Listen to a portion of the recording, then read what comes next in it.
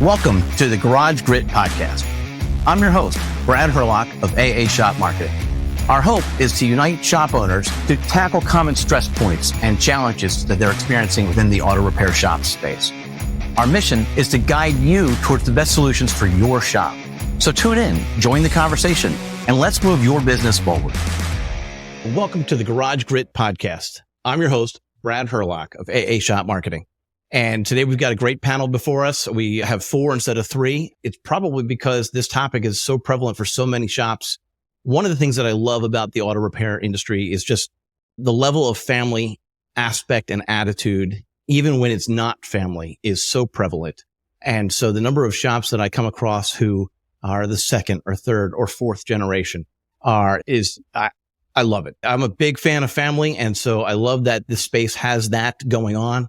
But I also can pull from some of my own experiences on how that can be challenging and what we can do about it or how we can approach it or what topics we need to actually make sure that we're addressing as we're going forward. I was talking to a shop just last week and the situation was actually about valuation. And so sometimes shops are sold for $1 because it's within the family. At other times it's not. And so when you've put your own heart and soul and sweat into it, the balance sheet doesn't seem to actually justify the amount of sweat equity that you've put into it. All of those things come into play here. And so we're going to touch on a bunch of those types of topics. But ultimately, I want you guys just to have this natural conversation about what it was like, what it is like, what it's going to be like. And so without another moment notice, let's actually just introduce our guest. We're going to start with Mitch because he's in the top corner on my screen here. Mitch, why don't you introduce yourself? Tell us a little bit about your shop. Tell us a little bit about you, and then we'll move on. Go ahead.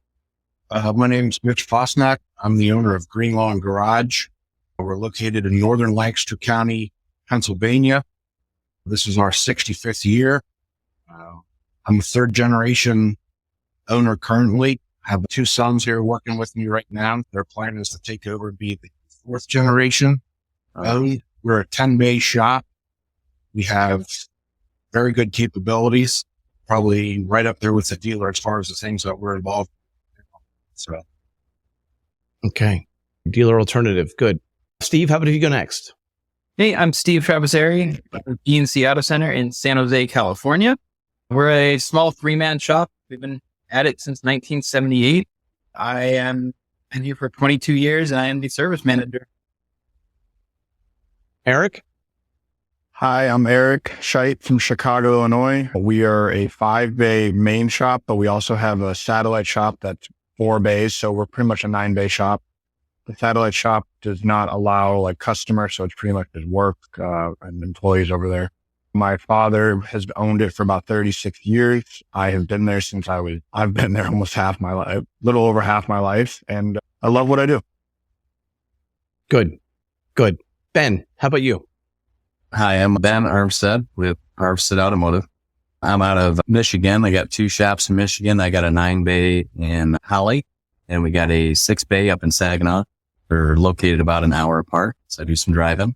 My dad started the business back in 86, and I'm a 2nd generation. Going to be taking over soon, and I work with a few of my siblings as well. Nice. Great. Okay. So here's my first question. Was it, and Mitch, you actually mentioned it already, because your sons have already, you mentioned that your sons are already thinking about taking over the shop, or is that your thought for them? No, I actually begged them to go do something else, to be honest, and I encouraged them to enter a trade because I think that's where there's good value in that. And they're mechanically inclined kids. I encouraged them to try and do something else. But they're set on doing it. And I'll tell you, I have 2 very different boys. One is a absolute car fanatic. He loves tearing things apart and putting things together. And his younger brother is a numbers guy. And I've already figured out their roles or what they want to do. The younger one helps me more in the office as far as writing estimates and learning more of ownership type paperwork type stuff. The other one doesn't want to do any of that at all. If they can figure that out and maintain that between the 2 of them, I think they'll do well. That's interesting. And do you see, so you and Eric are a part of the same management group, right? ATI group. Is that right? Correct. Yeah. Do you see that group helping them figure some of those details out? Oh yeah. So ATI has helped us tremendously over the years as far as just being able to take a step forward and transition. And as far as things that we're looking forward to being able to do with the cars, technology and equipment, things that other shops were doing before we were. And as far as the management side, we have a portal that we can enter information in. I have my younger son starting to work on that information with me, shows me percentages that we need to maintain a profit. I think that it's a good aspect for them to follow through with that. Okay. A couple years ago, we did like a shop visit. So we do shop visits each year to different shops. And the one shop visit was 2019, Mitch, or 2018. We came to my shop and Mitch brought his oldest son. Correct. Right? And I think he was 19 or something at the time. He was how old? 17. Yeah, he was young. Yeah. And he got to see pretty much how another shop was running. I thought that was good because he could have been like, you know what? I don't want to do this. I'm out. Well, and that's where I was going with the question was the question I really wanted to ask everybody was, at what point did you realize, okay, this is what I want to do? Because maybe some are born knowing. My own experience, my dad actually had hopes that I would actually join his business as an electrician, and going on the job with him as a teenager and whatnot. And then eventually talking to him about it in my early 20s, it was a scenario for him was he had a particular vision for his business. And it didn't align with what I would want for my life at all. He wanted to just be he and his son. It was Hurlock Associates, and that was it. And he didn't want to have 5 vans all doing different jobs, different times. He didn't want to actually expand into commercial. He liked doing just residential and all those things. And so we ended up not going along with each other on it, and happily we're fine. It didn't create any, that was very good. As a dad, he did a good job making sure he didn't actually require it of me, letting me make my own path. But I learned that it wasn't going to be in line, actually having that conversation. So I was curious to hear from everybody as far as, and Eric, you already said it. You've been around the shop the entire time. And when you were a teenager, the light bulb went off. You said, this is what I'm doing. Not exactly, but you would hope that it was like that. So I was working at the shop pretty much when I was in high school. And then I went to a community college because I just didn't know exactly what I wanted to do.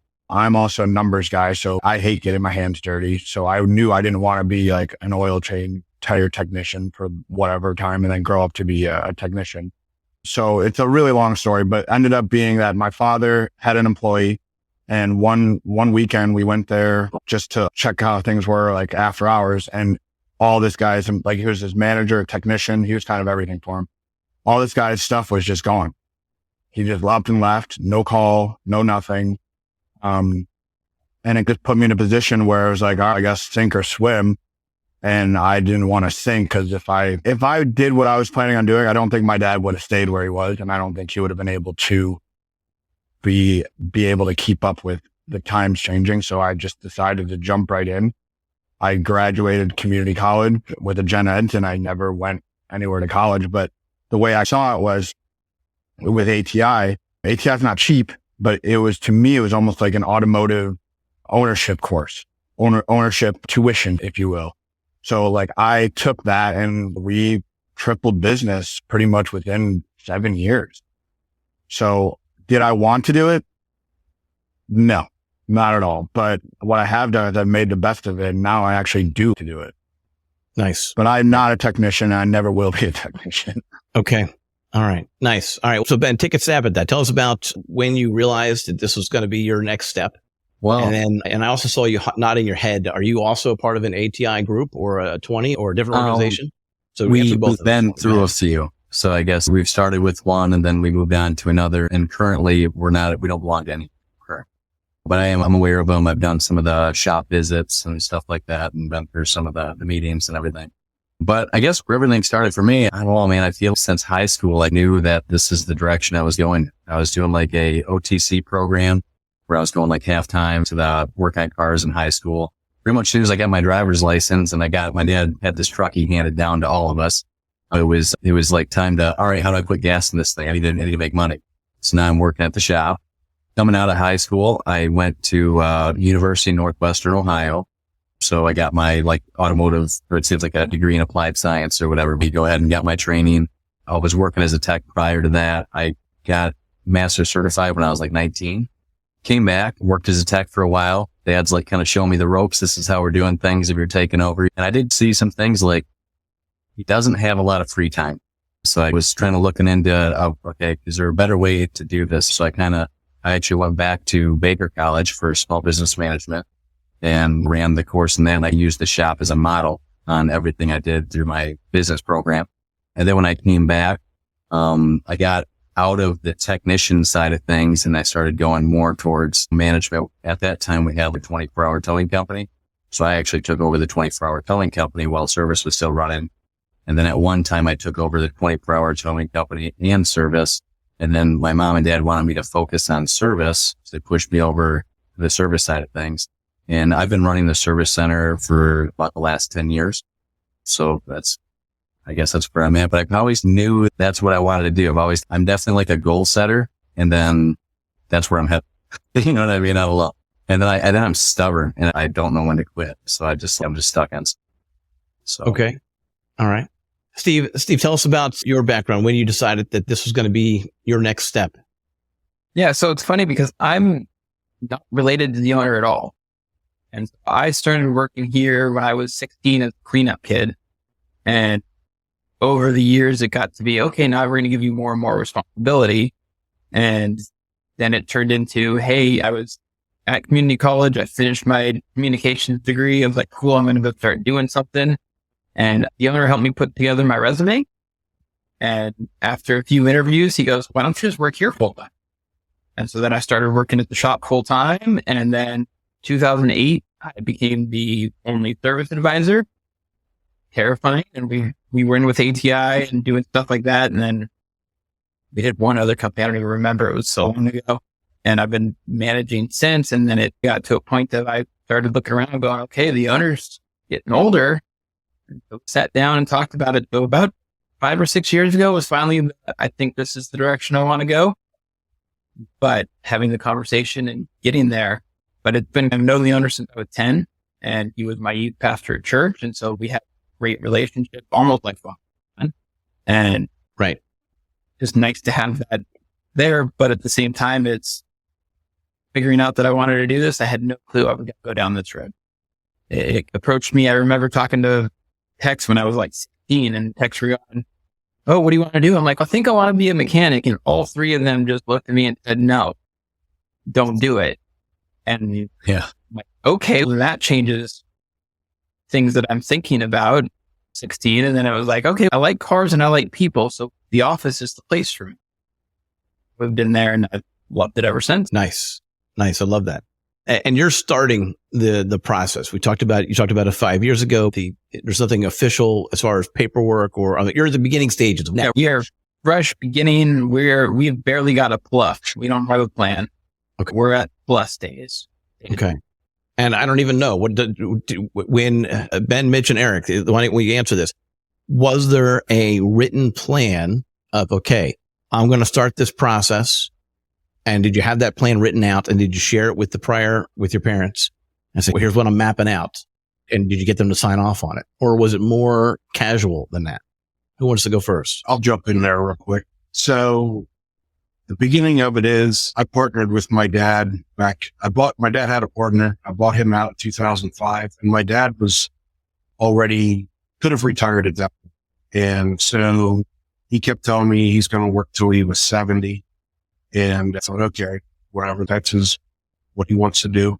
We didn't have anything written at that point. So we're quickly approaching 70. 70 comes, he's still working and I'm not making a lot of changes. Not a lot's happening because he still has his hand in it or whatever. So eventually got to the point where I did come up with a written plan and I presented it to him. Said, this is what I want to do. This is, for me, going forward, I think is the right way. And it was the proposal to just buy out everything. And I did that because I have 2 sisters as well. And I wanted to make sure that if something happened, that I got accomplished what I wanted to get accomplished with buying the business, the real estate and everything without having anything going to any kind of estate type of planning or anything like that. But it took 8 years of, we'll say fighting, but 8 years of work to get that accomplished after that 70-year threshold was crossed, and He worked till he was 78. 79. Wow. Okay. Yeah. It's, I Can think when you talk in the about comment- this being a family business real quick, I think that for a lot of these guys who have spent their entire career building a business and doing whatever, they can't walk away. And that was, I'll just say that was my dad's problem. And he had worked so much, been attested to it. He said, I see he doesn't have a lot of free time. My dad had no free time and he didn't have any hobbies to go to. So this was his life. And so I think trying to force him out or whatever was, he felt that's what I was trying to do.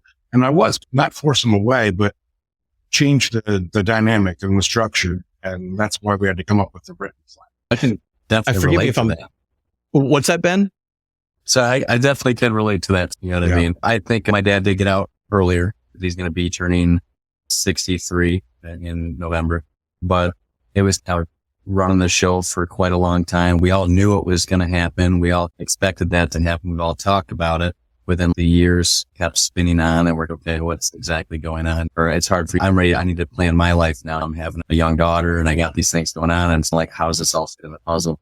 How I got to where I am is I had another shop owner that's a friend and he used a company. It's called JKL Associates and it's Larry Kelman. And he actually specializes like in succession planning and also working with families. Definitely like working with families. And the one thing Larry told me when we started this whole process was like, all right, I see where we're going, but my goal is to go ahead and make the transition, but you and your family are all going to sit down for Thanksgiving every year. You know what I mean? Like I'm not trying to ruin anything. I'm not trying to burn any bridges. We're going to make sure everything is properly communicated. So after I got a hold of Larry, my parents agreed to have a meeting with him because we all wanted the same thing. It's just that we just didn't know how to get it done. And then everybody looks at this succession planning or how you pass a business down to the other. Is there one way to do it? No, there's 100 different ways to do it. There's no right way. There's no wrong way. You just got to figure out like what fits for everybody and how to get through that process and still salvage. Cause I do work with, my 3 siblings and they knew too, cause they had their positions. They watched me run the company. I wrote all the policies and, procedures and held all the meetings and developed the leadership team. So they seen that going that way. But then we all agreed that it's better to have one chief. You know what I mean? Not just too many chiefs and not enough Indians. You know what I mean? We didn't want to have that in the future. But Larry really helped us just bring us together as a family, talk to us individually, have family meetings and help this way. And then also figure out how are we actually doing this? How is the business actually paying? Because I've been working here this whole time. It's not like I got a side gig, but I've been stashing a bunch of money. The business essentially has to buy them out. So over the course of the next 10 years. It's interesting with the plan, which it's a matter of defining who the chief executive is, but it's also a matter of defining all the other roles of the people who are still a part of the family to make sure that everyone is on the same page. Eric, did you have a written plan? And I'm still in the fight version of what Mitch is going through. My dad will be 78 in October. So okay. Hopefully with Mitch's story, we got maybe less than a year left. I basically have been running the show since I was, 10 years, at least 10 years. Like I said, my dad, he's very old school. When I first started there, we were doing written ticket. It was like a clipboard, take whatever job you can and go through that. I've changed that. We're now all digital and going forward, like he just didn't want to change. The issue with him is he wanted to be an employee. We started a profit. I don't know if anybody read the book Profit First. Yeah. But great book. I started going through that and then he reaped the benefits of that. But he just basically with him, he wanted to have his cake and eat it too. And he still wanted to be an owner. But I'm still to this day, still fighting. I'm 48% owner. My mom and dad are each 26. Obviously I'm a majority, but okay. That was probably a strategic move by him and his lawyer friend, whoever. But listen, I can attest to Mitch. Mitch and I have had conversations Mitch, where did you come up with your plan? Both of us start tearing up because it is a rough time, and it is family. So it's not easy. I've given this guy many different plans, and it's just still, I'm just basically doing the waiting game at this point. So are you going to, I missed a little bit there. Are you going to have a written plan now that you've heard a couple other people say that was helpful? Do you need Larry's phone number? I'm sure Ben would give you Larry's phone number. Yeah. I put it in the chat, but I honestly, I don't really think a plan is even anything. My dad's an old stubborn German. I just don't think anything, he doesn't care. Like I've given him many different plans, and it hasn't panned out. So again, I'm just playing the waiting game. I got my mom involved in all this now. So like having family dinner on Thanksgiving, we're not there right now. Oh, so it's ugly. It's gotten ugly. I'm sorry about that. I don't know if this story is going to help or hurt, but I've got a friend of mine who he lost his business.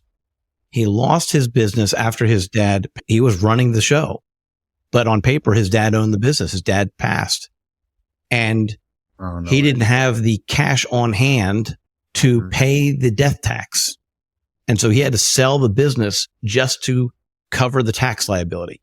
So that's part of the issue too. I kept saying to my dad, like, listen, you need to like prepare for emergencies, and no one wants to prepare to die, but like, that's just how life is. And I've been arguing with this before I even moved out of the house. I lived in my parents' house. I don't know. It's been 13 years. I argued with him before that. I remember driving to work with him, talking about it over 14 years ago. Okay. All right. Such an interesting dynamic. Anyone want to ask Eric any questions about this? Steve, are you interested in, you probably have some questions about this, no? Cause like the way that we've brought it up. So we had a meeting, I think, God, it was years ago, 10 years ago, and where we were talking about what the future looked like. And I looked at the owner and said, hey, I need to know that in 10 to 15 years, I'm going to be sitting in your chair. And if not, I need to go find something else to do, because this is my plan. So if you're not going to be willing to do this, I need to go find another job, for the most part, because I needed to find a career. I have 3 kids, and if he was going to be done, and like Ben was saying, I had to plan the rest of my life. Yeah. So we've been up front. We're completely, hey, this is what we're doing. We talked the other day, and I even told him, like, I'm not forcing you out. This is all on your time frame. This is all on what you're doing, because this is your baby that you've grown since the 70s, and I wasn't alive in this. So it just makes it where I feel like we're good on that page. We're going on the same road together, but it's just having everything written up, I like the idea of having a partnership with them for a few years if needed. We just don't know where to go yet. You can almost share ownership over a period of years, right? Yeah. That would be interesting. Mitch, did you write your own plan, or did you have help with it? Did you leverage ATI? Did you leverage people did you have your own Larry?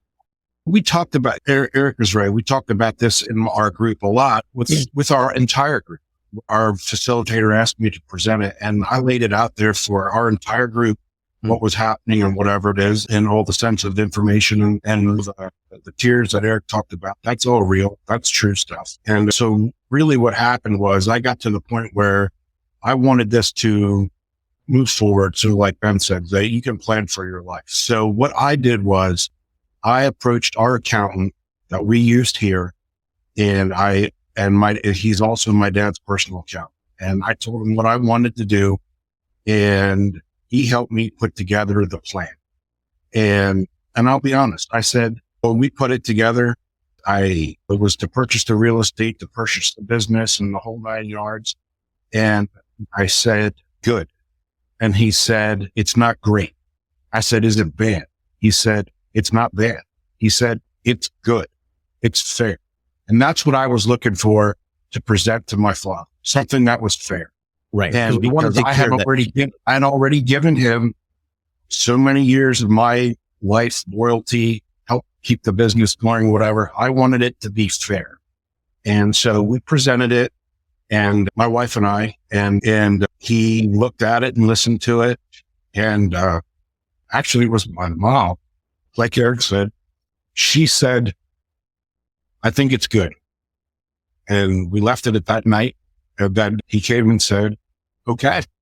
But if we didn't start that process and bring that to a written form or whatever it was, I was prepared, honestly, at that time, if we couldn't get it done, to go do something else.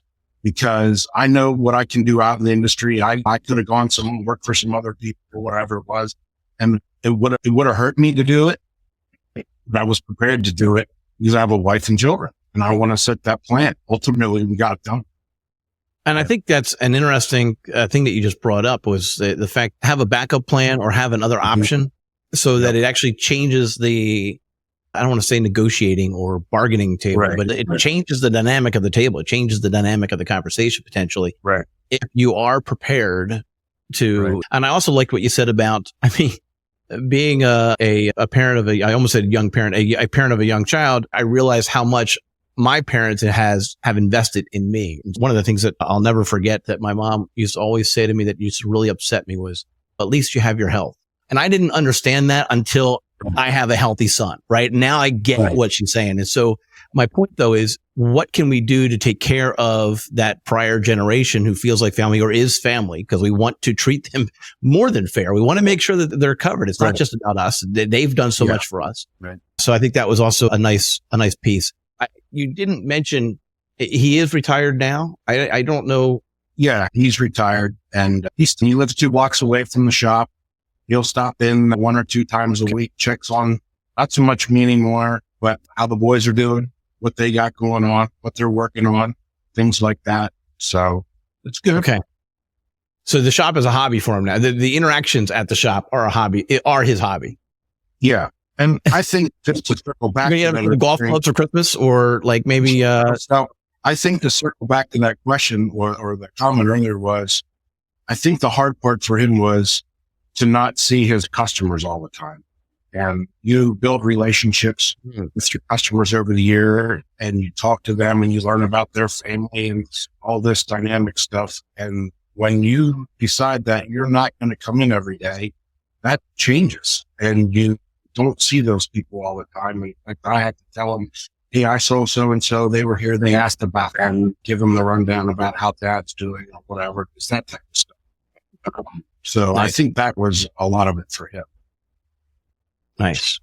Now, Eric, you said your dad is actively at the shop. Is he doing ownership management type activities or is he turning wrenches or is he? No, he has not been actively at the shop probably since prior to COVID. Okay. He just has the an longest opinion on how time being ran. He doesn't have any opinion. He literally, I do everything. He doesn't have any say in like day-to-day business. He just won't let go because of, it's greed. I think it's greed. Well, it might be security also. Security, but also security with greed because like I've given him basically like he was getting a paycheck and my whole offer now was because he owns the land. He pays a mortgage, which should not have to pay a mortgage. That's another story. And I basically just offered for him to be landlord. Like, I'm not trying to undercut and say, you know what, it's all mine. Like, I want it all. Right. I mean, You can yes, also I do, but I'm trying to be fair. Mom just retired recently, so they need some type of steady income. And to be a landlord, I don't see why what I've brought to the table is not fair. It's just, we were in a verbal agreement pretty much, I don't know, in March. But my dad seems to like to listen to other people in his ear other than his son, who pretty much has the best interest for him. But again, I'm telling you right now, it is dollar signs. And that's the main thing that he's put in front of his son. And that is to this day why it's gotten ugly and I don't think it's going to end anytime soon. Sorry to hear that. But he's expressed that it's dollar signs. He's actually flat out said that to you. It's about the money. One time he said, I don't think that's enough. I see. And I was like, okay, what are you talking about? Right away, that sounds like the sweat equity piece coming into the equation, right? Yeah. You live and die by these things sometimes, right? So, well, and my whole thing was too, is if I didn't join when I was joining, I don't think he would have lasted another 2-3 years. Yeah. Yes, but he doesn't feel that way. I can't imagine. No, he definitely does not. Yeah. Right. He would also say that he created the framework that allowed you to change your starting point. But you also brought up a good point in that it's the shop and a lot of times it's the land. Steve, does Ron own the land? Okay. So Ron owns the land, and we've already discussed about he'd be moving toward landlord status. But the thing, sorry, Eric, I was listening to you too, but the thing that I feel like it's talking about is you're talking to your dad, especially, or talking to the owner about it. It feels like saying, hey, how do you want me to plan your funeral? And a lot of people don't like talking about that. And it's a whole changeover into, okay, I'm going to take over your business. I'm going to do what I want with it. And that's what they think. What we're actually doing, because we want to continue on doing what we've been doing for the last year. But the whole, it just, to me, it feels like if somebody came up to your mom and said, okay, so after you die, what do you want me to do with the house? How are we going to split this up between the people? And nobody likes talking about that. And that makes it rough. But finding those conversations where you can go in and be like, okay, how can we make this better for you? And you might not listen, but just thinking that way. I think you might be onto something. I think my family might be the only family out there that's actually comfortable talking about what happens afterwards. My parents have been talking about it for 10 or 15 years now. And I actually am. And so when I've gone to my wife and tried to say, okay, well, we should have a plan so that Cole's taken care of, she gets all upset. She can't handle the conversation. So I'm going to go have the plan. It'll be quietly and neatly and just in a folder for her. But it's no, you're right, Stephen. Most people don't like that conversation. I wonder if that's part of it, Eric. That's piece of it. I see you're nodding your head a couple times in agreement. Do you want to chime in? I guess it's over a few things. I guess the landlord situation, I think that was part of my succession plan, is they do own both the properties for both the shops. So they're going to be a landlord. They do plan on me purchasing these shops. And honestly, also because, and also within 10 years, they would like me to purchase the real estate just so it doesn't go into, if they do pass or something, and it does get ugly where we have to split everything, and it just makes things complicated. So it helps them, it funds them for the first 10 years and then funds them for the rest of their life where they do feel secure with what we're doing. Another thing I was going to say, I think Eric, one of the nice things is that he did get himself separated from the shop, because I think for a lot of shop owners, that's very difficult. And it's nice that he's pulled himself away. So he's able to spend his time not there. That's one of the battles. One of the battles is like, how do you spend your time? Because you get so invested into a shop and they don't know how to quit, or they don't feel right not being there. You know what I mean? So I like right now, I'll tell you, I got my dad on a golfing trip right now. You know what I mean? That took a lot of work. You know what I mean? Because he was definitely not the guy. He's definitely the on-site, hands-on kind of guy. So it took a lot of time to get that trust and for him to distance himself and be able to do that. Now, the next part of it was just how to get my parents financially secure, and also feeling that the business is going to be taken care of. It's going to be okay. And Ben has this. It's going to go ahead. It's going to keep going. I will be able to fund their succession plan. I'll make sure that also that the careers of my siblings are taken care of, and we're going to continue on. And not even just my siblings. And we got a lot of other people. I think we got 15 families. Right. So it's very important to make sure that they feel that they can trust me with it. But also, there was definitely a lot of little steps that had to be taken.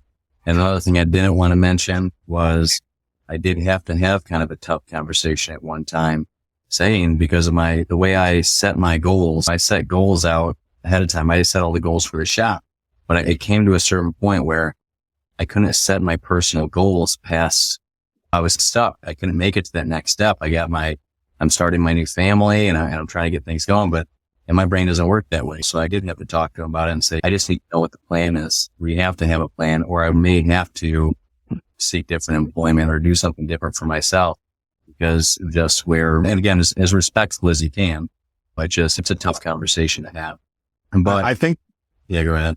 I think the issue is they don't have a plan. We have to come to the exactly, and that's my parents too. They didn't know how to go about it or anything. I can tell you honestly, and I know I mentioned Larry, but I don't know if this would all be happening right now if I didn't have the help from Larry and just that communication and stuff like that. Because I think that really helped things out. Because that was the problem that my friend Joe had a similar problem with his dad. I think his dad, though, he more had an issue with the time. That shop was his life. And I believe George is closing in on 80 or something, and he's still at the shop every day.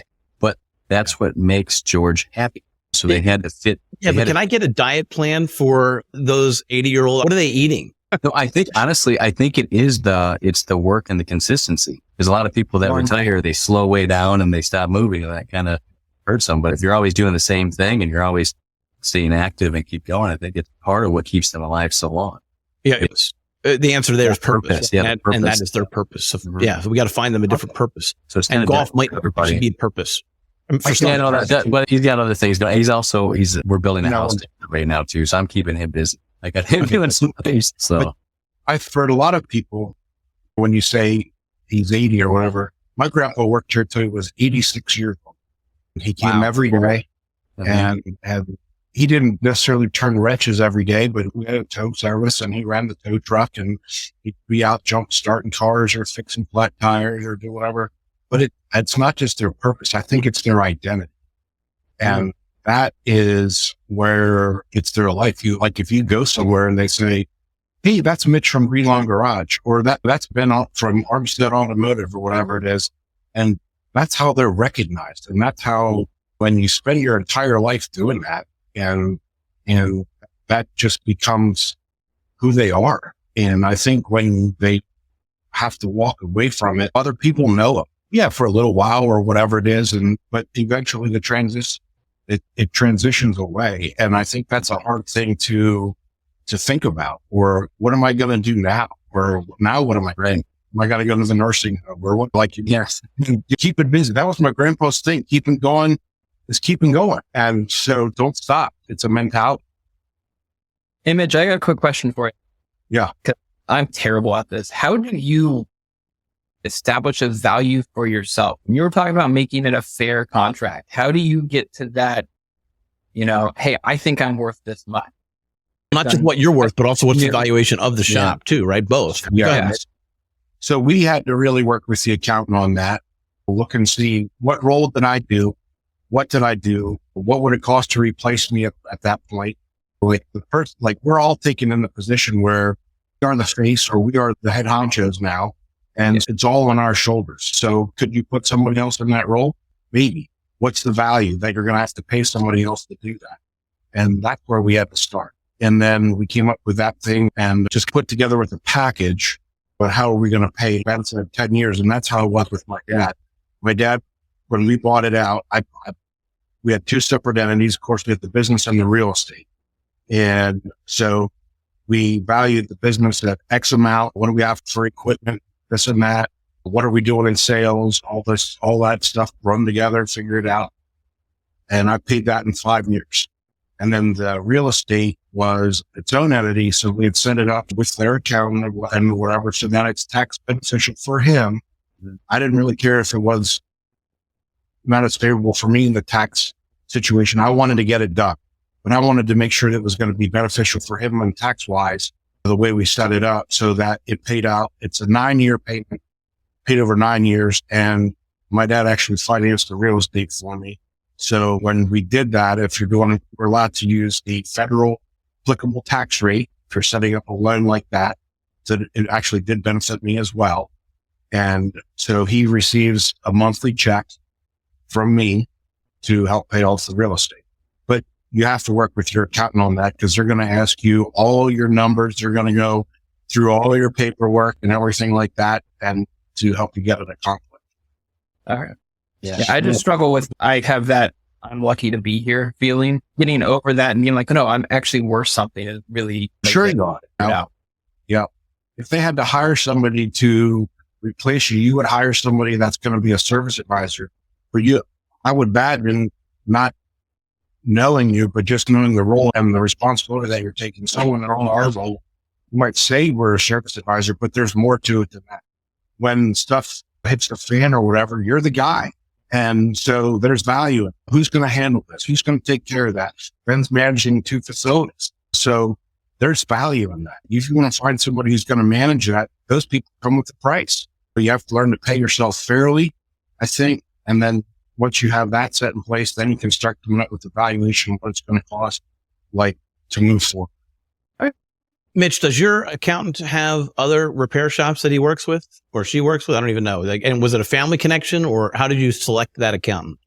Yeah. So it was the original Son, grandson. Son, I say, yes, son. I feel like when they went into business or whatever, yes. And then his son, and they went through the whole thing, helping them get incorporated back in the day and the whole 9 yards. So those people really, for a majority of my grandfather's and my dad's life, I have a different accountant now, actually, since we had gone through that whole transition, but they really did know the in and out of our business and what was happening and whatnot. If you have that with your personal accountant now, that's where I would start. Maybe they're capable of doing the business valuation. If not, they certainly know people who can and get that ball rolling.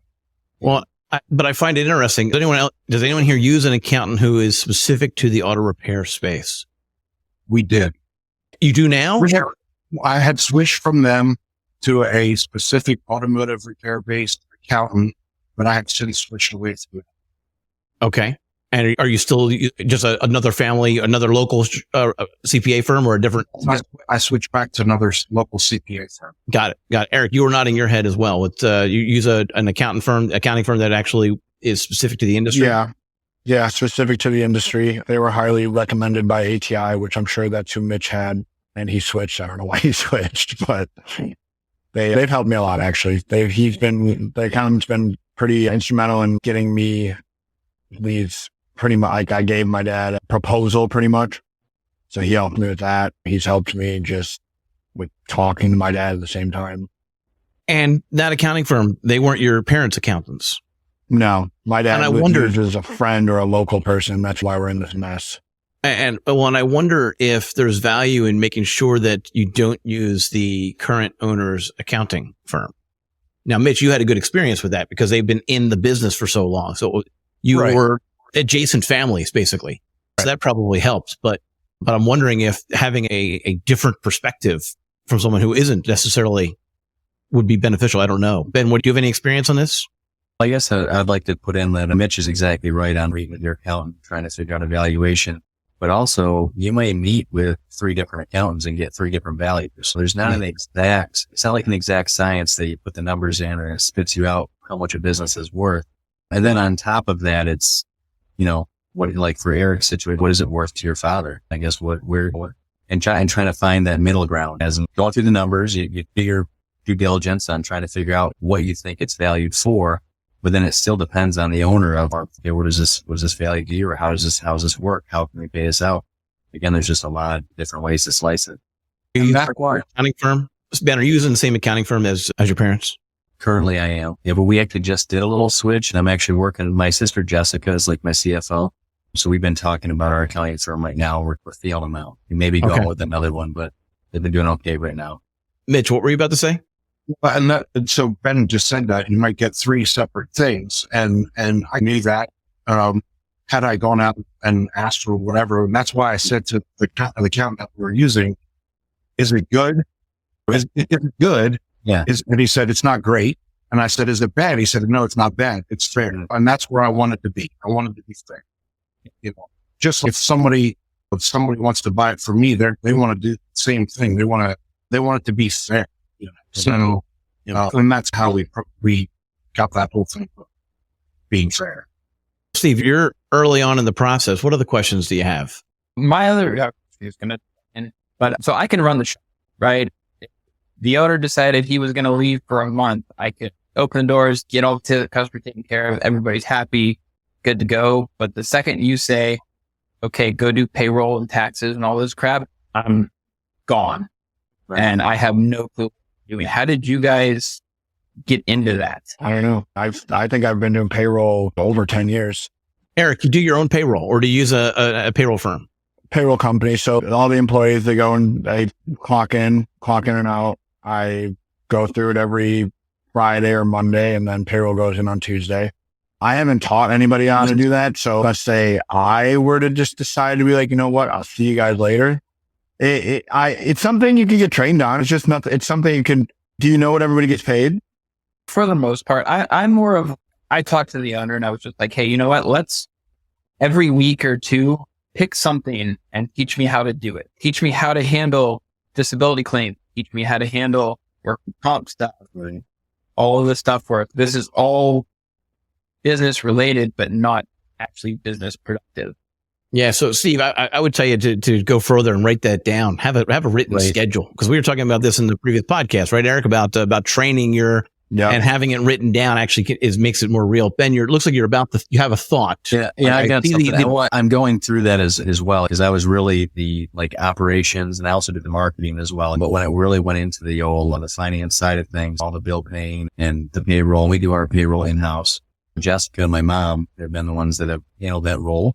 And that was the one, even when I started this process, that was the one part that I felt like I just didn't have a really firm grip on. So when worked with Larry too, he guided me a little bit, which was we started our standard operating procedures for the payroll, the whole financial side of the business. So that kind of started with making like a calendar for the year, but also a calendar for what gets done per month, and then break that down into standard operating procedures. And then Jesse's been writing these operating procedures up for me. And then we've been working together. So now I go through and I test them and make sure I can go through and I can get payroll done or whatever else. And again, that is for Jesse's not going. I don't want her to. But if something happens, I got to be able to step in and be able to take that role and be able to check those boxes. And let's say if she does leave or something happens, I may have to rehire somebody for that position. But at least now I have a schematic, what I need to do and what day, and I just follow the procedures.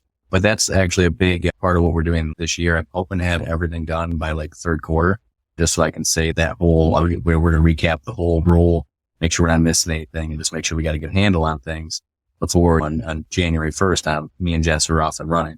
Even though I still have parents, I'm building a house next to them. We're going to be fine. You know what I mean? But I'm doing all my due diligence to make sure that we're prepared for the next step. But yeah, I know exactly what Steve is feeling, because I was in the exact same boat like last year. I'm like, I got to handle everything, but what am I supposed to do there? And then also just the communication with my mom, then pull out what else? Was there anything else from this? Just to make sure I don't want to drag her back in after retirement because we're just totally forgot something. And one of the things that I did, or I wanted to, was to have a real good handle. I run our payroll every week. And so I just had the accountant, I paid them to have one of their employees, spend time with me, understanding how to run the payroll. And we set it up in our QuickBooks file that taxes are automatically paid and this and that. I watch it every week and I make sure it goes out or whatever, but it was really the repetitiveness. Like, she would spend every time with me, or when I'm ready to run the payroll, she actually came here to our shop and sat in my office with me, and we inputted all the data and calculate and put it in so that I understand where it was going and whatnot. And now I do it, and that's what I'm training my younger son to do. But I also have my current accountant as my backup in case something that we're away and I can't get it done or whatever. So whatever the transition is, she does have access to my file. And honestly, I trust her. And I had to message her one time. I'm like, look, I can't get in my computer for whatever reason. You're away. And I said, I just can't get the file through. And she said, no problem. I'll take care of it. And so having her and having somebody else that you have that relationship with that understands something, she can see if I mess something up right away. Or I don't understand something, she'll jump in there. This is wrong. And not often that it happens. It's usually a QuickBooks thing itself, but to be able to get that. And I think understanding that is a huge thing for you. And just like Ben says, having things in place so that they do have a handle on and understand what's going on, and having a backup person is huge, because we used to outsource it and I didn't know anything about it. Now that we do it inside or in-house, I feel better that I understand more about it too. Right. But that's a key point, though, is that there are things when it comes to, say, marketing or payroll, that if you don't have a full grasp on it, delegating to a specialist makes sense. And I'm a little bit biased because I come from a marketing background, but that is a reality, is also assessing what is in your realm and what isn't, and putting that into the plan. But so there are things that, for Stephen, in your situation, there might be situations that Ron is actually handling right now that you say, no, I don't want that. I'm going to delegate that to an outside firm, and I'm going to focus on these instead. And maybe that's part of the plan. I don't know. Yeah, I think my part of the plan is to learn how to do it personally, and then decide if it's worth it. Makes sense. Payroll, you're saying? Just in general. Okay. Something where it's like, I want to learn as much of every aspect that I can that I need throughout business, and then be able to determine if it's something that I need to handle or I can delegate it to somebody else. And that's Yeah, something you learn as you go along further. You recognize if you take in that ownership role, and Ben probably can attest to it with 2 locations, you can't be all things. No, It's impossible to do it. You did it for a while and it's all on your shoulders, but you soon realize that it's overwhelming and you have to put people in place to handle it because it'll make you nuts after a while. Well, and that's interesting because that's one of the things that kind of caught my attention with my dad's business was he was doing all of it. Actually, my mom was involved in some of the bookkeeping, but it was when I started when I came up with the marketing plan, the business plan, I wrote a business plan for my business partners and I for our marketing company. And interestingly enough, some of the people who were thinking about partners said, I don't want that. It gave a clarity to what was going to be happening and who was going to be doing what. But it also, my parents came to me and they said, oh, so you're going to learn how to design a website? I said, no. And decades later, I still don't write a single line of HTML code. That's not my thing, right? That's not what I do. I talk to people. Ben, Steve, you can relate. I like talking to people. Ben, I like to plan things. Right. You can relate to that, right? I don't need to be in the attic at 110-degree weather installing a ceiling fan, which is what my dad did into his 60s. And I don't know. I don't know why. God bless him. But yeah, so that was my take on it as well. So I think it is appropriate to delegate I'm not going to learn the tax code to file my, right? Now, Mitch, you're nodding your head. Yeah, payroll's a smaller piece of it and it's still complex in and of itself. But, and yeah, there are software pieces out there like TurboTax and whatnot. I don't know. I think it's a little bit more complex or can be if you want to have an advocate in your corner. What are the questions or thoughts around this topic? So we've come up with the idea that we've got to have a plan in place and everyone's got to be a part of it. We've got to have a calendar of that training to pass the baton. And what other topics should we be touching on with this whole transfer from one generation to the next? Customers. I understand that you guys in the business front and center. Also me, I've been up front since 2008. Everybody knows me here, but there's still a concern of, hey, I want to make sure that people understand that the friends of the owner, they're still going to be treated the same.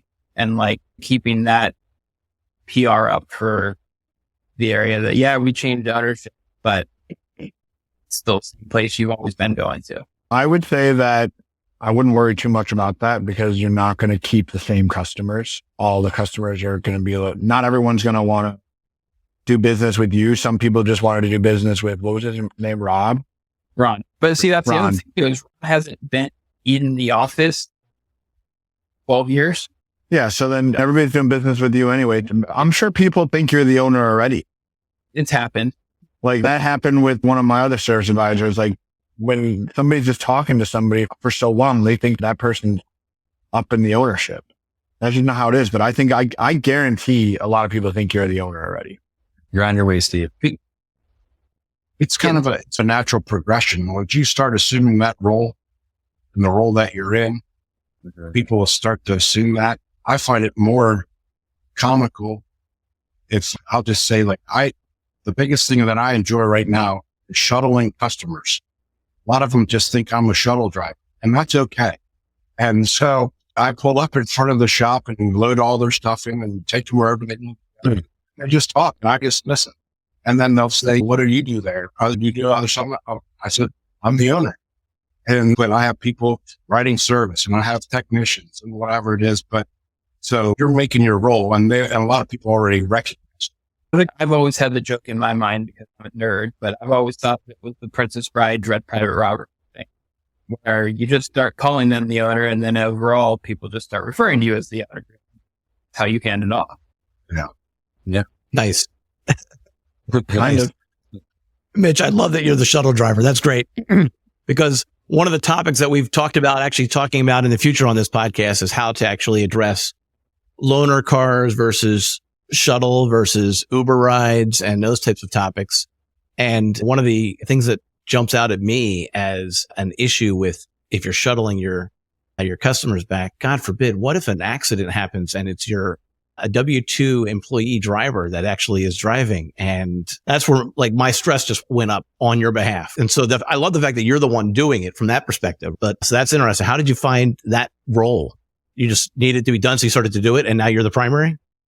Yeah, that's how as we transitioned things, and my dad was still here, my dad became more of that role as he aged. You're not heavy wrenching or anything like that anymore. There's things that he liked, but I would do basically whatever I could do to get somebody to get their car in. I don't have a ride.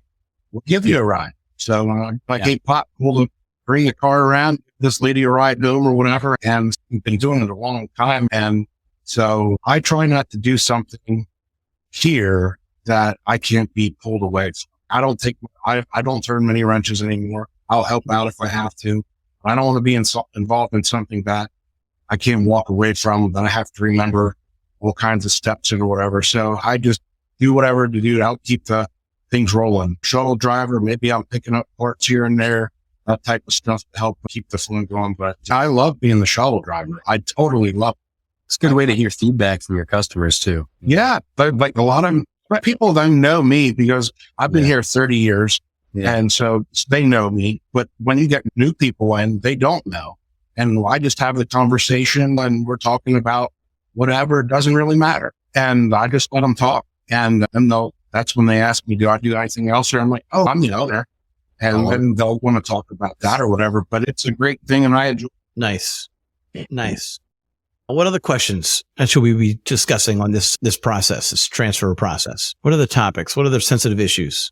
I mean, it sounds like timeline, you guys are all talking 10 years-ish. Depends. I don't think it needs to take that long, but I think when you're dealing with family, it could take that long. But I think that you need to have in the plan, I'm sure Mitch had his timeline written out. Hey, 10 years, I want to have all this and I don't want to. You can come in and chat with the customers and talk to my sons, but I don't want you to have a day-to-day operation. And I think sometimes the length is actually for the prior generation. Yeah. Right. Is to give them that level of security or feeling that they're attached to their identity, as Mitch put it, for how many decades. And so if that's not an issue, I was talking to another shop who they're hoping to get this wrapped up. They just started the conversation and they're going to try to have it wrapped up before the end of this calendar year. And, right. So the timeline is a part of that plan, Stephen. What's that, Ben? Well, also like the succession plan and the payout is 10 years.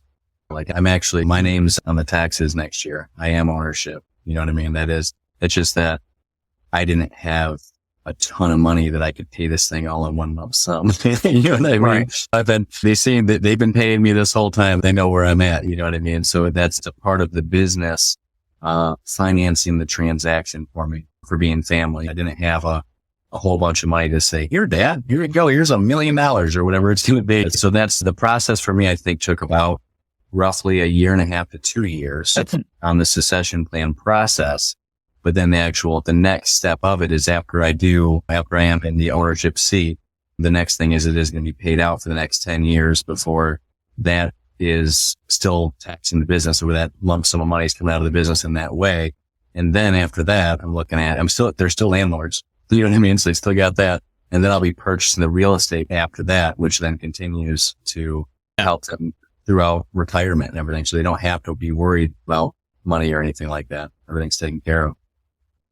So some of it was just having a conversation with them, I imagine. What are your goals? Thinking about them, being in their shoes, and that's what they need out of the equation. And I think a lot of owners too, like when they get to there, a lot of them don't plan for retirement, and the retirement thing should be something that's planned out. Yes. But the business is 5 years to 10 years prior would definitely help things out. So they're a little bit more ready. You're ready for that whole next step. So yeah, that's what it was. That whole 2 years is more asking them, how much, what are you doing in 10 years? What's the number? What's going on? And they don't even know the answer to that question. They don't. They have no idea because they haven't thought that far ahead in the process. They have a good thing. They feel secure where they're at and they know what they know. You know what I mean? And they do feel unsecure with giving that up. You know what I mean? Honestly, I feel like my dad's this is great. This is all going to work like this. So for real, the person that has a hard time letting go is actually my mom because it's her security. You know what I mean? It's her security and watching the money and they have other properties up north and other assets and stuff, and just to make sure that we can hang on to these things and they can live a certain lifestyle. We didn't cover yet was the transition from the old technical way of doing it, or whether it was paper or whether it was partial digital, to where you're at today. When you came on board, you probably had in mind that you wanted to adapt more technology. That's pretty common when the next generation's coming through. And it's also very common that the older generation wants to, keep doing it the way they've been doing it. And by the way, my follow-up conversation to that is going to be, do you still occasionally bring them in as a consultant on certain topics to get the perspectives? But first, let's talk about the technology side. Anyone want to talk about where you were at when you started to take management control and where you're at now, and how for Mitch, it was a scenario where it was not happening until you wrote that plan, that good, fair plan. And then they adopted it. And then you started to adopt technology, or did you have to wait for that plan to like a certain period of time for that to happen? Well, what was the process? We had a little bit, but so I'm older than I'm older than the rest of you. Eric tells me I'm an old man all the time. But so we were handwriting tickets here till 2015. That's hard for a lot of people to fathom, but we were using a 3-part invoice, and we had an old handwritten work order, and everything was longhand. And I told my dad, and so I said, this is before the buyout. I said, we have got to change this. There's so much better ways of doing things. And he wasn't going to. So I bought a computer and I set it up, and we got like Mitchell on Demand and their office thing. I started doing that, and I actually duplicated a bunch of things, that his handwritten thing first, my computer thing, so he could see that it was going to be the same thing, that it was going to work out just like he thought it would, or that I knew it would. So it was going to show him the same thing that he wanted to see. And then the transition started to happen. And then I wanted him to learn how to use a computer. And the first time he tried to use the computer, I don't know what he did, but he locked it up. We couldn't do anything. He ripped the cord out. He ripped the cord right out of the wall. I saw it happen. And he said, if you want the computer, he said, it's all yours. He said, I'm done.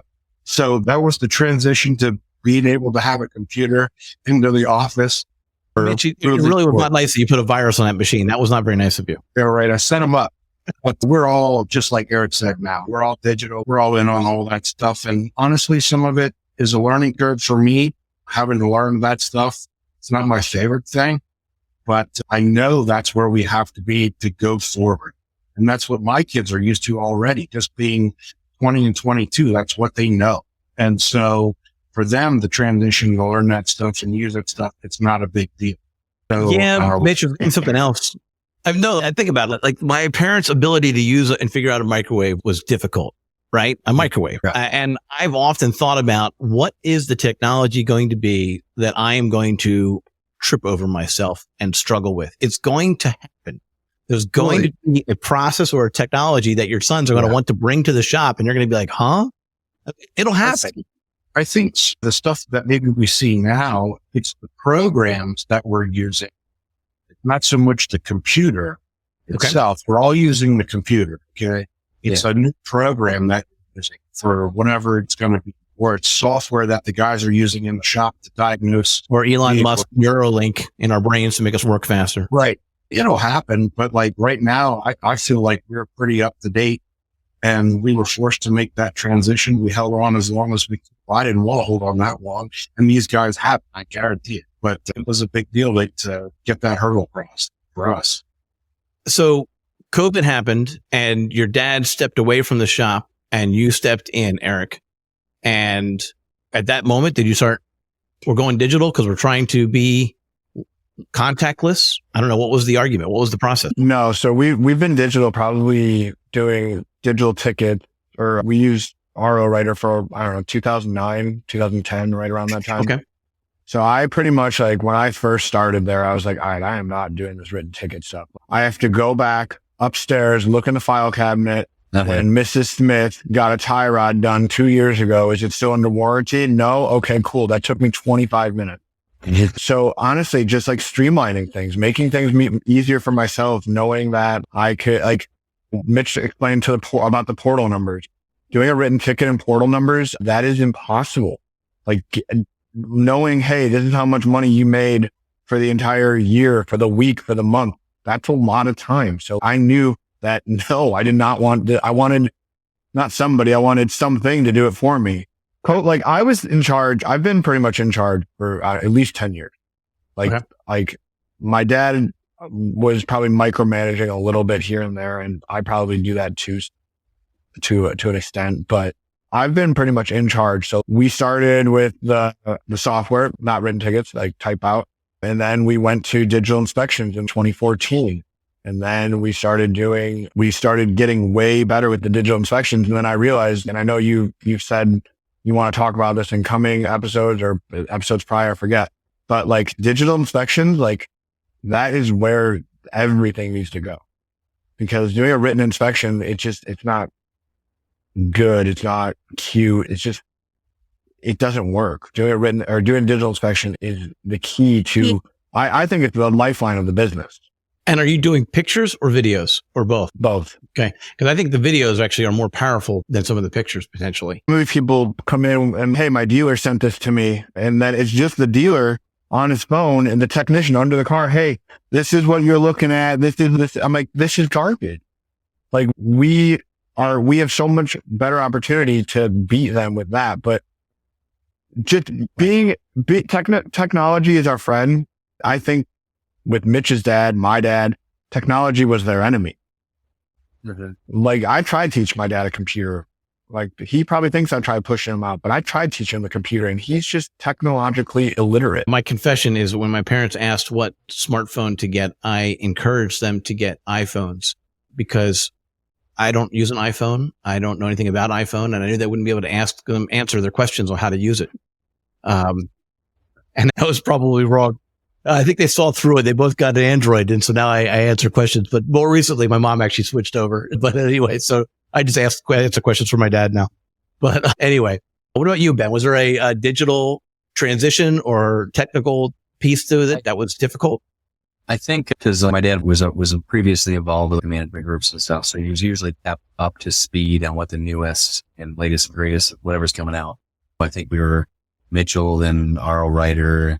I think we were at Tech Metric. We had a couple of add-ons out of Vitals, some other one. Sometimes I just jump around a little bit when the digital inspections and stuff. Technology, we've always had it and been trying to improve it and everything. And as time goes on, but I really think the big change when I came in was more, I used technology for it was just on my meetings, because I think that was one thing that I brought to the shop for the organization of having the meetings and then creating a leadership team. So then I have leaders at both shops. So then I can essentially working towards being like Mitch, where I don't have to be as much hands on. I can walk away, which also means I can also go put out any fire. If something's on fire, it's okay. I can go take care of it. It's not a big deal. Yeah, but by that organization process, and I read some books and different things just on my own, but it ended up turning out pretty good. Just developed over years. And now it's to the point where I do the quarterly meetings. I do weekly meetings with both my managers and my sister, for accounting and everything. But that's just like my meeting pulse. They already know I'm coming. You know what I mean? They already know what to expect. I've already established that. When you first start, it's weird. I'll tell you that. But then as it develops, it gets better and better. And then actually training your managers that where when they're making a decision, they don't have to call you right away. They feel like they can make the correct decision. That's more, I guess, based off your core values or whatever else, to know that Ben would want to get it done this way. And reassuring them that they're doing the right thing. And then when they do have an issue, obviously, bring it to me. I'll help you out. But to try to make people a little more independent and then help the business grow. It's not just 100% on me. I have other people that are helping me in this process. I'm just more of just show them the vision of where we're trying to get and then hold them accountable for things. Just moving along the way. At what point in the process did you say, okay, I got to change the marketing or other vendors that you decided to kind of address? Was it a one by one on a case by case, or was there a specific point where you said, I need to do something about the marketing for the shop because everyone's relying on knowing my parents and they're not here as much anymore, right? Who wants to jump in on that? What point in the process did you address marketing? So I think go ahead, Ben. I've been already handling the marketing for a while now. I don't know how exactly you guys are doing it in my area right now, where the postcards still do really well. The phone rings when the direct mailing goes out. So I do have a portion in direct mail still, but I am getting more in the digital side of things because I know that's where things are heading. But I don't really know exactly my plan. I think I'm just going to switch the picture on the front. Example, I guess. Well, look, and just put my picture on it. I don't know. I don't know. You know, the ownership has changed. Most people know me anyways, but I don't know if that, and over time, I think develops, we'll see my face. I'm sure we'll have a little update on the website. You know what I mean? And we'll take new headshots with everybody, and we'll just revamp things and things going. But I don't think like much is changing in that. Eric, what about you? So when I first started, my dad was doing money mailer, which is, I guess, the postcards kind of thing, but not really. It's like you open a little envelope and it's got all those different coupons in there. And then he was also just doing a lot of local newspaper stuff.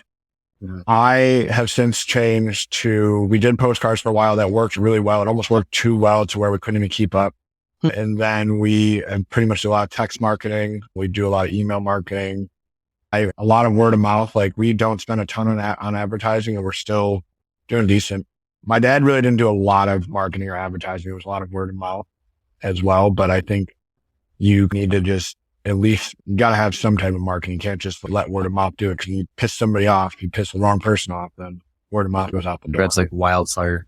Yeah. Mitch, how about you? Did you change anything when it came to marketing when you took over the reins? So we were for years in the local merchandiser paper that went out. We had coupons and stuff in there. We did small things. This year, end of last year, 23, we took on a marketing company for the first time ever. And they are doing our Google SEO. We're doing mailers like Ben held up there. We have specials. We are doing more with our Facebook posts. We're doing a lot of different things along that way. And behind the scenes, I've been involved in a lot of different organizations and whatever. And they have been pushing to bring that to the forefront. Like, Mitch and his business are involved in this. We're involved in that. And I was reluctant to do that. But we've been doing more of that now, as far as saying we're with community things and things like that. What was it the moment that you took over the shop that you said, okay, I'm going to make this change? It was actually years out. It took a little while to phase some of that stuff out. But like, really for us now, the digital thing is huge. Like I said, I was a little bit old school at first. I'm a lot older than these guys, but we're all on digital and Google and Facebook and stuff like that. We even have, it's all good. Good. Steven, is Ron heavily involved in the marketing? Yeah. So he does a lot of the marketing stuff. We work with, I don't know who we work with anymore, but we've taken it over in-house. Okay. So we were sending out stuff via mail and it wasn't getting that much return. So we started with Kui, and they're doing a lot of our online advertising and doing the customer retention advertising. We just send out an email every week to keep our name in front so that they look at us and see it. And then we have a Christmas card we send it out once a year that we start talking about in October and send it out. Take care of it pretty much all in-house. Good. But it sounds like there wasn't a lot. That was not a hot topic as far as the transition goes. As far as the valuation was a much bigger topic, the process, but the marketing wasn't really a hot topic. Last question for you. And I see the time, so we should probably be bringing this to a close. Do you ever bring them back for management conversations? Do you ever, like as a consultant, right? Do you ever get them to weigh in on something? Do you keep them involved in that kind of conversation? Or is that a bad idea? Don't all talk. The only time I bring my dad back for anything is lunch. I should say, okay, then yes, we'll have with where we do our employee cookouts and stuff like that. We do that pretty often here. But if I have an older car that comes in the garage or in the shop, where it was like 50s, 60s, 70s type stuff, and I want to know what I'm looking for or whatever, I will go down or I'll call him and bring him up or have him step up, and he'll come out and look at it and say, this is what you need to do here. Or he said, God, you're right through it. And that's the only thing I ask for anymore. Just some of that old school expertise. All right. Interesting. Any other thoughts on that, or is there any other closing thoughts that we want to talk about? All right. With that pause, then the last thing I want to ask that's not related to this topic is the future possible topics. I'd love to do a quick round robin of the goal, obviously, of this podcast is that there are shop owners that are in similar situations that are hearing what you have to say and are helping formulate their plan or address their particular issue, which are the same across the board. We even talked about maybe talking about loaner cars versus shuttling. And Eric alluded to the idea that we would go deeper into the DVI question and as far as how to actually implement that. What other topics that are kind of jump out at you that you would actually enjoy listening on this podcast? Do you have anything that comes to mind? I just thought about this actually. One of our meetings a couple of years ago, our facilitator brought up an idea of different means of profit other than doing brake jobs and oil change, whatever. One thing that we started to do was the tire protection plan, where you pretty much just sell in-house tire insurance. The other things that we've talked about are doing like headlight restoration. Mitch, can you think of anything else I'm missing? Yeah. So we referred to it as profit centers. Yeah. It was, yep, you're doing oil changes, you're doing brakes, like Eric mentioned there, but like what additional services could you offer is basically what it comes down to. So I'll just give you an example. One of the things that we just put in and we're trying to work at is we're capable of doing ADAS in-house, which that's all with it. Lane departure, camera systems, all that other stuff. There are shops that are just doing ADAS. Right. Yep.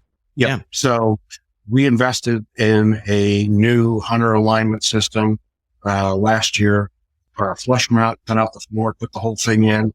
And this year we added the last piece of it, which is the ADAS capability. So we can calibrate all the stuff that's on these new cars. So that is a profit center. And that's what Eric was referring to, what our facilitator was talking. So there's all kinds of probably things that people are doing that we don't even think about. I'm doing this, I'm doing that. What can you add? Full service to take care of your customer, cradle to grave. You want them coming to you for everything. And correlated. Yeah, everything correlated. So that's how I'm sure that's where Eric was going with. I think that's a pretty good topic because it also goes into like programming of vehicles, all the new technology that's coming out. They're making it very expensive for us. What are different shops' strategies on how far you take certain things? I've been noticing like other competitor shops, I've noticed they're looking for low hanging fruit. They're looking for ball joints and brakes and tires. But then if it gets into like diagnostic, they turn things away. And I just feel like being an independent garage owner, one of the real big difficulties we have is dealing with all the new technology all the time. And then how to be on with the programming. Some of the stuff, I mean, a driver's seat module, you're going to have to program it. You know what I mean? So like, they're really, so those are different challenges I think would make a podcast just on like how hard people go. Like for me, I got the domestic programming capabilities. Currently, when it comes down to Mercedes or Audi or Toyota, I'm outsourcing or I got to call a third party. There's just certain things it's all very expensive, right? You know what I mean? There's only so far we can really go with it. Where do you draw the line? You know what I mean? Yeah. And I think what will come up accepting that we're pushing it to the dealer. You know what I mean? Instead. And I'd like to keep it that way, but they're definitely trying to prevent us from these things. That's interesting. Okay. All right. Good. I like that topic idea. That's a good one. Get through both of those. Yeah, I'm thinking about that. So I will. Thank you for that. All right. There's not any final questions on this topic, and you've already given me some ideas on the next one. Then I need to, at this time, thank you for your time. I really appreciate it. It's been a little bit longer than we expected. It's been 90 minutes. It's been a good conversation. I'm hoping that, and I'm very hopeful, and I think I have right to be, that this is going to help some people go through and figure out their plan for, well, first off, that they need a plan. They can't just walk along. They actually have to have that plan written out. They need to have that calendar written out for their training and for the transition period and what's going to happen to the prior owners, and make sure that they're actually cared for as well. All right. Again, thank you so much for your time. We'll be publishing this as we often do the upcoming Tuesday, as it's been live in the Facebook group. And if you're not actually already a member of that Facebook group, please reach out to you. You actually have to ask to be membership. And then if our team verifies that you're a shop manager or owner, then they'll let you be a part of that group. Again, thanks for your time, and I'll let you guys get back managing shops.